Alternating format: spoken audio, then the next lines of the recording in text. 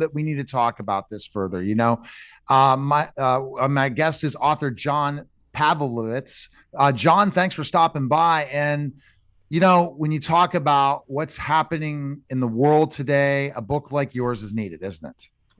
I think so, man. It's a time of we're not being real nice to one another. So that's kind of the heart of the book is needing some compassion and try to figure out a better way forward.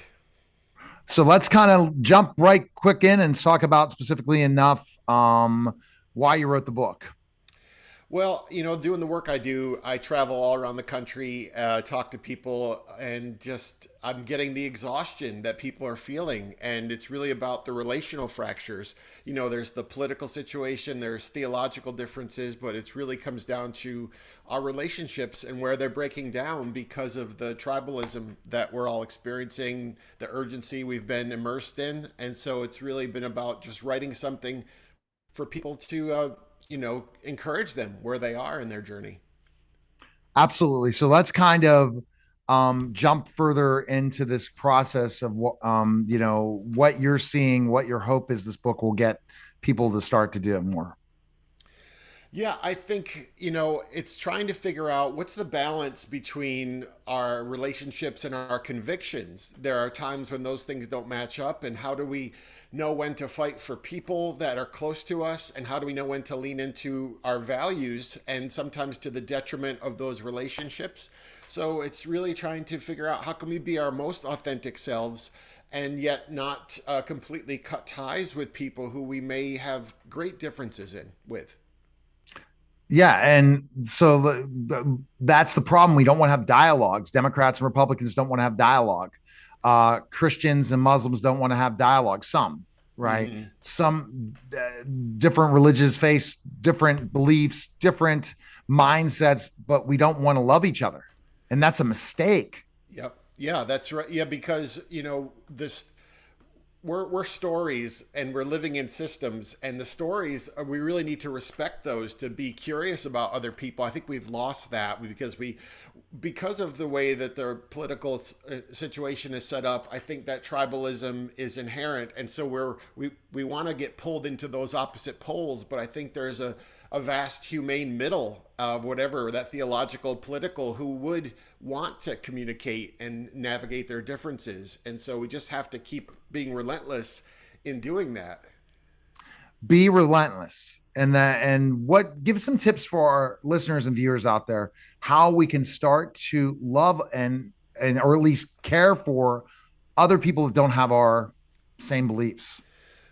Well, I think it really comes down to respecting the journey of another person, that everyone's road is really complex, that we are all a product of our stories, that we have families we were raised in and churches we were a part of and life experiences. So none of us comes to our politics or our theological conclusions haphazardly. And so we need to try and be curious about the other and respect their journey and their road, even if we don't agree with their convictions or where they stand today. It's realizing that they're not a stereotype, they're not a caricature, and that no group is a monolith. And so we want to see the individual as much as we're able to. I think that's where the hope has to be. All right. Now thinking about the challenges I go through is I want to let this platform, the Neil Haley show, any of the podcasts I produce, to have a voice, regardless of what that voice is. Everyone needs to have their say, Mm-hmm. and other people want to censor people that have different beliefs, censor different situations. It's just not a way to get us to meet at a table to get along, because this world's a melting pot and we have to get along, or we're Mm. going to have a war beyond wars. Yeah, we talk a lot about civil war, that's sort of the language. And I think it's more of a relational Cold War that we're entering into, because really, no matter what happens in November, these fractures are still going to be there. All the differences are still going to be there. Only one group's going to feel emboldened and the other's going to feel really, disheartened. So the things we're talking about are going to transcend a political situation, even though they will be exacerbated to some degree. But yeah, the hope is we are tethered together, whether we want to be or not. And we are, all in one interdependent community. And so we have to figure out how to make this work. All right. So let's kind of jump into specifically making it work. What would be a recommendation? Because I know you're going out and traveling across the country. To if Yeah. you have somebody you don't believe in their values, you don't believe in their specific things, how can you have a cordial conversation and still be an American citizen and everyone's American citizen or anyone that is in this country to be treated fairly, even if you don't agree with them? Yeah, I think the difficult part is trying to get outside of our bubble, our tribe of affinity, because once we can get outside there and have substantive conversations, we're going to realize, all right, we may have been misinformed about the other, or we may have had false perceptions. And ultimately, I think it's about getting to the fear at the heart of everything. I tell people, look for the fears and false stories, because whenever you're engaging with someone on immigration or healthcare or gun violence, there's a fear at play. And so it's trying to understand what the other is afraid of and then either give them better information or try to help them be less terrified, because no one is at their best when they're terrified. And I think religion and politics at their worst leverage fear, phobia, prejudice. No, they definitely do.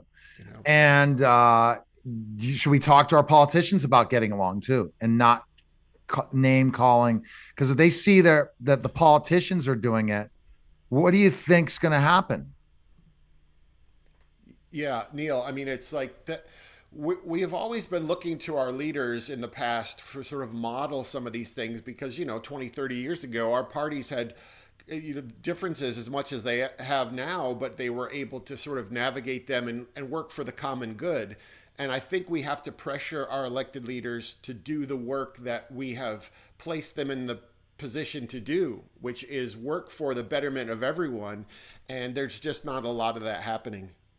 All right. And your hope is then what do you do, not just the book, to help others deal with these things? Yeah, I think it's about having the messy conversations. We can't really shout at people from a distance. We have to get some sort of proximity, because that proximity is going to help us see better. So it's about, whether in our churches or in our politics in our neighborhoods, trying to figure out ways to curate, rational conversations where people are coming together in a posture of curiosity, not to debate, but to understand. And so, whatever way we can do that individually with our social media, in our relationships, our circles of influence, and then in the collectives that we're part of. All right. Fantastic. The best place people can find information on you and learn more about you, where can they go? You can go, Pavlovitz, Pavlovitz is my last name. There's not a lot of John Pavlovitzes. You can find me on all social media and connect with me on Substack and all that good stuff. And the book's available all places, right? People can check it Yeah, out. anywhere you get books, you can get them. So I'd encourage people to check them out. And if they're interested, to give it a try. But John, the big thing is, man, that we have to start to do this, or Yeah. we're going to have difficulties with our neighbors, with our family, because we're going to be divided and we can't be Yeah. divided anymore. And you're doing Yeah. something important to go out there and talk about it, because no one wants to be the peacemaker. They all think fighting Mm. and saying bad words is the only way to go. Right. And the book, fighting for means sometimes it's the other is worth fighting for. It's our collective, our nation. And you're right. This culture of cruelty, it's not sustainable. And so we've got to figure out a better way. Yeah, All do right. that. Thanks again, John. Appreciate it, sir. All right. Peace. All right. Take care. Thanks. You're listening and watching the Neil Haley Show.